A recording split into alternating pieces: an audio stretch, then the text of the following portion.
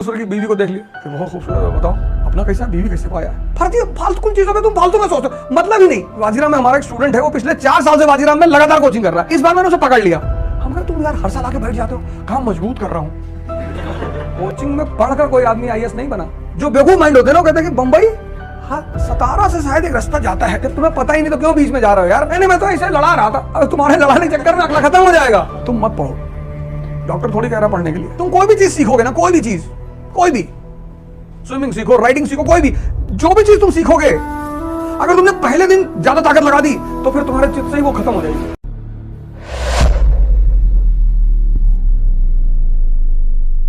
जैसे अगर कोई मुझसे पूछे कि भैया बंबई का रास्ता जानते हैं, मुझे नहीं पता, मैं कहता हूं भैया मैं नहीं जानता, खत्म।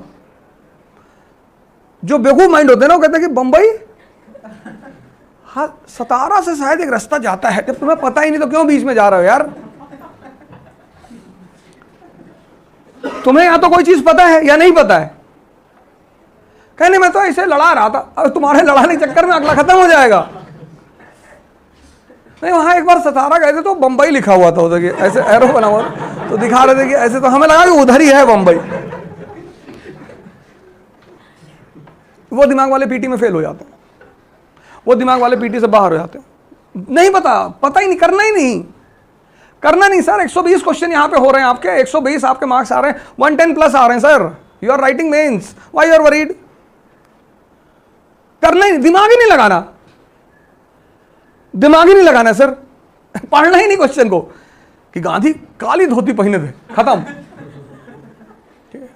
दिमाग ही नहीं लगाना, जहां कुछ पता नहीं दिमाग ही नहीं लगाना। ये क्वेश्चंस होते हैं आपके दिमाग को भ्रष्ट करने के लिए। 40 क्वेश्चन अगर 60 के बीच में पढ़ गए और 20 में अगर आप इस तरह रुक गए, तो you think what will happen to your mental status?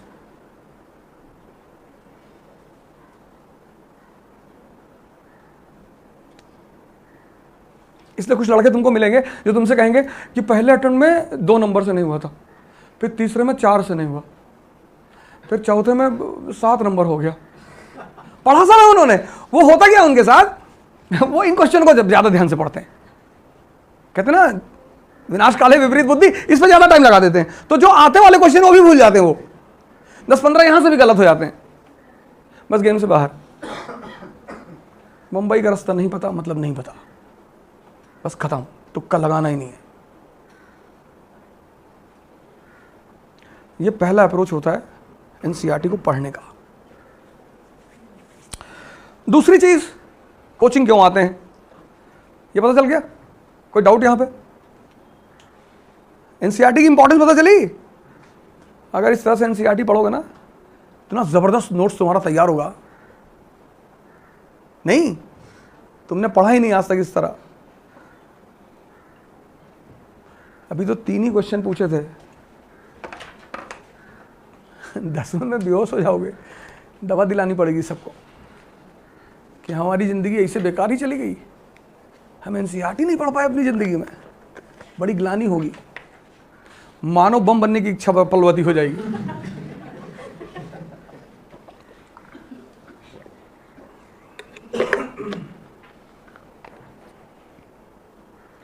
Concept है, खेल का नियम है।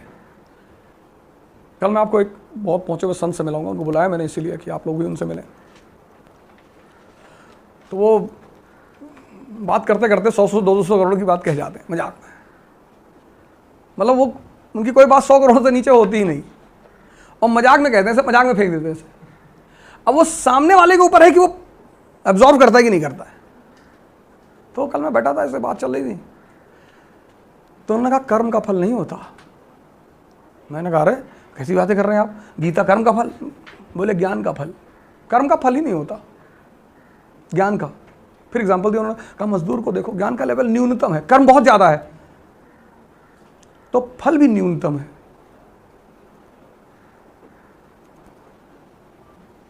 हाँ, मैंने कहा ये तो मैंने सोचा ही नहीं। और पूरी 2.5 घंटे की फ्लाइट में उसी एक लाइन को मैं कैलकुलेट करता आया, सब कनेक्शन करता। मुझे एक बात पता चल जाती है, उसके बाद मैं R&D करना शुरू कर देता हूं उस पर। 4-5 पेज का होमवर्क करके आया रास्ते में। एक बगल में भाई साहब बैठे थे, देख रहे थे बार बार कि एरो बना रहा है, ऊपर खींच रहा है, ये कर रहा है, रॉ का आदमी है।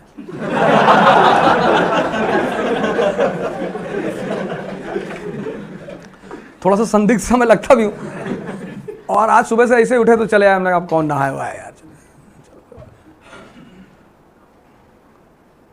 तो बड़ा गौर से वो देख रहे थे बना रहा है।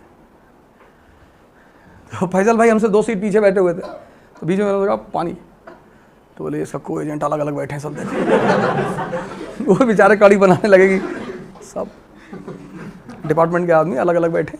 आमतौर पे जो लोग ट्रैवल करते हैं साथ में बैठते हैं, कोई सीट आगे पीछे थोड़ी बैठता कि 3 सीट छोड़ के, लेकिन हवाई जहाज में हम आयल पे ही बैठते हैं, किनारे वाली सीट है वहीं पे, उससे वॉशरूम जाने में बड़ी आसानी रहती है।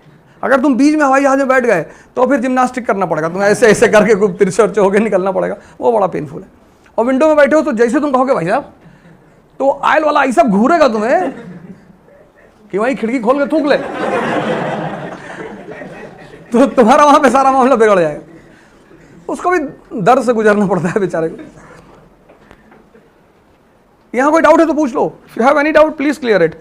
और एक बात, wherever you have a doubt immediately raise the hand। किसी से डरने की कोई जरूरत नहीं, शर्माने की कोई जरूरत नहीं। शर्म किए तो तुम आईएएस कभी नहीं बनोगे, ये ध्यान में रखना। अगर तुमने क्लास में शर्म की तो you forget that you will become IAS officer. तुम सीखने आए हो यार, और जो लोग सीखने जाते हैं उनको शर्म की कोई जरूरत ही नहीं होती। जो भी सीखने जाता है ना उसको शर्म करना ही नहीं है। मैंने कहा कबूतर तुमको नहीं पता क्या है, तो वो हाथ उठा लो, ठीक है, बाकी लोगों को पता होगा। तुम ये मत देखो कि कोई हाथ नहीं उठा रहा इसका मतलब सबको पता है, किसी को नहीं पता होता। यह है क्लास की साइकोलॉजी। तुम्हारे मन में कोई डाउट आता है तो तुम्हें लगता है यार कोई और तो हाथ उठा नहीं रहा, हमें एक तो यार बेवकूफ है क्या। बेसिकली सारे बेवकूफ हैं, किसी को नहीं पता, लेकिन सब तुम्हारे ही थॉट प्रोसेस से गुजर रहे हैं। उसमें से कोई एक बिरला हिम्मत कर लेते तो हाथ उठाते धीरे धीरे। अब जब तुम कहते हो कि I am going to coaching, coaching जा रहे हो तुम, तो studying is already the part of your life. All are graduate है ना, 21, दैट इज द एलिजिबिलिटी। ये करना ही नहीं होता कि पढ़ने जा रहे हैं, कितना पढ़ोगे, नहीं अभी पढ़ेंगे, अभी 3-4 साल और पढ़ेंगे। स्टडिंग इज एलिजिबिलिटी, ये आप करके ही आ चुके होते हैं। तो आप जाते किस लिए, लर्निंग के लिए। एंड लर्निंग दोनों में बड़ा फर्क है, पढ़ने में और सीखने में। You are getting what I am saying. Learning में करना क्या है, पहली चीज curiosity. A person without curiosity cannot learn anything. Curiosity है ना जो तुम्हें मोटिवेट करती है, नहीं? Civil disobedience movement, salt satyagraha, तो तुम्हें सोचना है सॉल्ट क्यों, why salt, why not sugar. तो तुम्हारा दिमाग तुरंत काम करेगा कि यार in India there was a concept from ancient times, concept of loyalty to the salt. इस देश का कॉन्सेप्ट क्या है, नमक हलाली, चीनी हलाली नहीं है। अब तुम्हारा दिमाग फिर कनेक्ट करेगा कि क्यों नमक हलाली क्यों, because from ancient times till 1947 manufacturing the salt was the monopoly of the state, irrespective of vast reservoir of India, the coastal belt. वो शुरू से स्टेट के हाथ में रहा, स्टेट ने सॉल्ट मैन्युफैक्चर अपने हाथ में रखा। अब फिर क्वेश्चन बन गया क्यों शुगर भी मोनोपोली क्यों रखी, क्योंकि salt is a medicine, sugar is not a medicine, and salt is a medicine mainly for women. Low BP की सबसे अच्छी दवा है।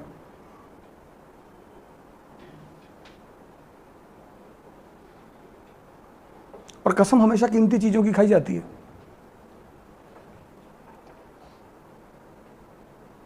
देखो एक जगह सोचने से कितनी चीजें कनेक्ट हो गई, कितनी चीजें खुल गई। किसी का फ्री हो गया, अब तुम अंदर ही अंदर तड़प रहे हो कि बन जाएगा ये, ये आग तुम्हें जलाती, ये नहीं, और यही नर्क है। उसको बनना है वो बन ही जाएगा, तुम्हारे जलने से कोई फायदा नहीं।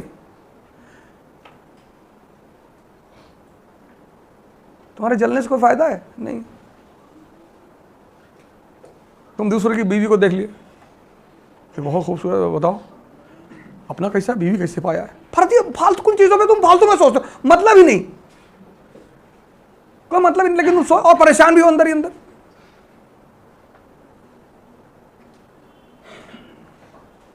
This is called as explanation of the things, curiosity. ये पहली चीज सिखाई जाती है तुम्हें इंस्टीट्यूट्स में। दूसरी, कनेक्टिविटी, लॉ ऑफ कनेक्टिविटी। और ये all these things they require homework. Coaching में पढ़कर कोई आदमी आईएएस नहीं बना। Again I will repeat the line, no one has qualified IAS examination because of a coaching. People have qualified IAS examination because of the direction given by the coaching and then their hard work of homework. 10% role होता है coaching का और 90% role होता है लड़के का, लेकिन वो 10% जो कोचिंग का रोल है वो बड़ा हैवी है.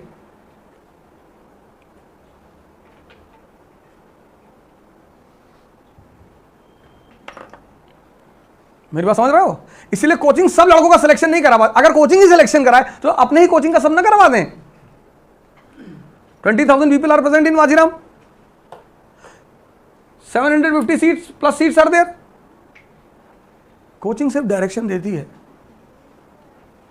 उसमें जो 20,000 में जो एकदम सॉलिड लड़के बैठे, सॉलिड, जो मतलब चिड़िया की आंख वाले, थर्ड आई कॉन्सेप्ट लेके बैठे हैं, बहुत सारे बैठे हो, पेट भी देख रहे, युधिष्ठिर टाइप के भी लड़के बैठे कि सर पेड़ भी दिखाई पड़ा, पत्ती दिखाई पड़ी. गुरुदेव आप भी बगल में खड़े, बोले आ जाओ, तुमसे प्री ना निकल पाएगा, तुम नहीं निकाल पाओगे, जाने दो, तुम मत दो. अरे गुरुदेव बोले एनसीईआरटी पढ़ लेंगे, बोले नहीं कर पाओगे यार, एनसीईआरटी छोड़ो, तुमसे नहीं हो पाएगा.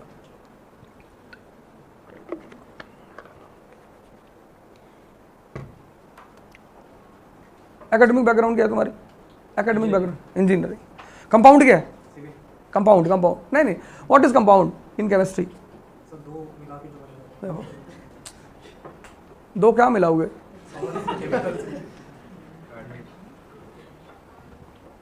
अब ऐसे अगर तुम इंटरव्यू में कहते हैं कि दो मिला लो तो फिर तो समझ लो बवाल ही हो जाता हो.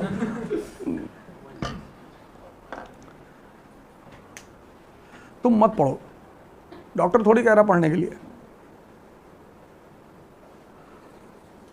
पर जब तुम पढ़ो तो तुम्हें जितना भी आता हो वो फिर आता हो. जैसे मुझे सब कुछ थोड़ी आता है, पर जितना भी आता है वो आता है. Coaching is to develop these 3 things in a time frame of 10 months. बहुत है 10 महीना. किसी चीज जो आप कोचिंग जाते हो कि यार कोचिंग जा रहे हैं और वो हमें पढ़ाएंगे ऐसा कर, ना, ये इवॉल्व करना है आपको. ये 3 चीज डेवलप करनी है आपको, curiosity, connectivity and concept. Connectivity एक रीडिंग में कैसे डेवलप कर सकते हैं? रीडिंग जो हाँ वर्ड है, बड़ा बड़ा कंफ्यूजिंग वर्ड है रीडिंग. जैसे मैंने दिल्ली में बहुत लोगों को सुना कि हम अभी तो 3 रीडिंग कर चुके हैं. बड़ा कंफ्यूजिंग वर्ड है. जब तुम when you pick up a chapter तो every chapter has a theme. जैसे for example 18th century India पहला चैप्टर है एनसीईआरटी का. तो what is the theme of that chapter? Weakness of India. क्योंकि जब भी कोई कमजोर होगा तभी वो गुलाम बनेगा. तो तुम चैप्टर के ऊपर लिख लो वीकनेस ऑफ इंडिया. तो weaknesses on which front? Cultural, social, political. बस अब एक चीज लेके तुमने चैप्टर शुरू किया पढ़ना कि साहब I have to find out the weaknesses of India. Weaknesses at what level? Political. क्योंकि गुलाम वही बनेगा जो कमजोर होगा. नहीं तो सर वहां पे फर्स्ट सेकंड रीडिंग का मुद्दा ही नहीं उठेगा. जब तुम क्लूलेस होके पढ़ते हो, you pick up a chapter clueless, you don't know what to prepare in a particular chapter, तब सर आपको 10-50 रीडिंग मारनी पड़ेगी. आप 1000 रीडिंग मार लोगे तब भी आपको नहीं पता चलेगा कि मुझे पढ़ना क्या है इसमें. तुमने पॉलिटी में you picked up a chapter in polity preamble, तो तुमने लिखा कि this is the philosophy of Indian constitution, this is the basic of Indian constitution. अब एक कोर मिल गया कि यार पूरा कॉन्स्टिट्यूशन इसी पे बेस्ड है. किस पे? We the people. तो सारी सोर्स कहां से निकल रही है? पीपल से. ये पहली लाइन तुमने क्लियर किया. We the people of India solemnly resolve, कसम खाते हैं हम. किस चीज की? रिपब्लिक, सोशलिज्म, डेमोक्रेसी, तो तुम ये चारों वर्ड को फिर निकालोगे, उन पे नोट्स बनाओगे, पढ़ोगे कि ये होती क्या है। तो जब तुम फंडामेंटल राइट चैप्टर तैयार कर रहे होगे तो तुम उस चीज को ध्यान में रखोगे कि हमें प्रमोट क्या करना है, डेमोक्रेसी को, हमें प्रमोट क्या करना है, सोशलिज्म को। तो तुम्हें उसके जितने भी क्लॉजेस हैं वो कनेक्ट हो जाएंगे उससे, प्रीएम्बल से। ठीक नहीं? अब सुनो मेरी बात, ये तुम्हें 3 चीज सीखनी है। तुम कोचिंग पढ़ने नहीं आओगे पूरे साल, ये दिमाग से अपने बात निकाल दो। पढ़ाई बहुत यहां कोचिंगों में हो रही है, यहां हो रही है, हैदराबाद, बैंगलोर, दिल्ली में तो ऐसे ऐसे लोग मुझे मिले हैं जो एक ही कोचिंग को 4-4 बार कर रहे हैं। अभी वाजीराम में हमारा एक स्टूडेंट है, वो पिछले 4 साल से वाजीराम में लगातार कोचिंग कर रहा है। इस बार मैंने उसे पकड़ लिया। हम कहा तुम यार हर साल आके बैठ जाते हो। कहा मजबूत कर रहा हूं। हम कहा क्या मजबूत कर रहे हो? 4 साल बहुत बड़ा टाइम है सर।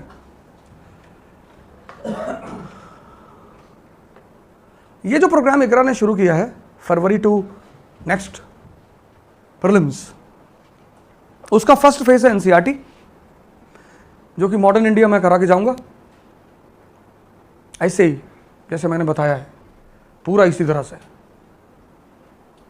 मैं नहीं पढ़ाऊंगा एनसीईआरटी, मैं एक चैप्टर का आपको वो दूंगा आउटलाइन। कुछ बातें मैं पहले क्लियर कर दूं, बाद में नाटक न करना एनसीईआरटी तो पढ़ाए नहीं यार। पढ़ाएंगे नहीं, फर्स्ट चैप्टर का आउटलाइन देंगे कि this is the outline of first chapter, this will be the approach for the next 13-12 chapters. फिर अगर तुम कहोगे कि सर एक चैप्टर का और बना के दे दो, तो एक और दे देंगे एज अ गिफ्ट। वैसे तो एक ही बनाना था, लेकिन मान लो तुम किसी चैप्टर में कहते हो कि सर एक और बना दो, तो बना देंगे। क्योंकि सीखना किसको है? तुमको। हम तो 13 का 13 बना देंगे, फिर तुम क्या सीखोगे? पहली बात। दूसरी बात, जब तुम किसी चीज को सीखते हो, when you start learning something, speed is very slow. वो बड़ा इंपेशेंट करती है, स्लो स्पीड। तुम कोई भी चीज सीखोगे ना, कोई भी चीज, कोई भी, स्विमिंग सीखो, राइडिंग सीखो, कोई भी, जो भी चीज तुम सीखोगे, अगर तुमने पहले दिन ज्यादा ताकत लगा दी तो फिर तुम्हारे चित्त से ही वो खत्म हो जाएगी। You learn about heard about kapalbhati and then you started doing kapalbhati, और पहले दिन तुमने 3.5 घंटा कर ली, आंतें पलट गई, तुम आईसीयू में पहुंच गए। किसी भी चीज को एक ही दिन में खत्म करने की कोशिश कभी मत करना। जैसे you are going to learn car driving, और पहले दिन 100 पे उठा लिया तुमने, या फर्स्ट गियर में डाला और पूरा एक्सीलेटर दबा दिया, वो इंजन बिखर जाएगा ऐसे। इस पढ़ाई, in this preparation, here in studying, 90% people do this.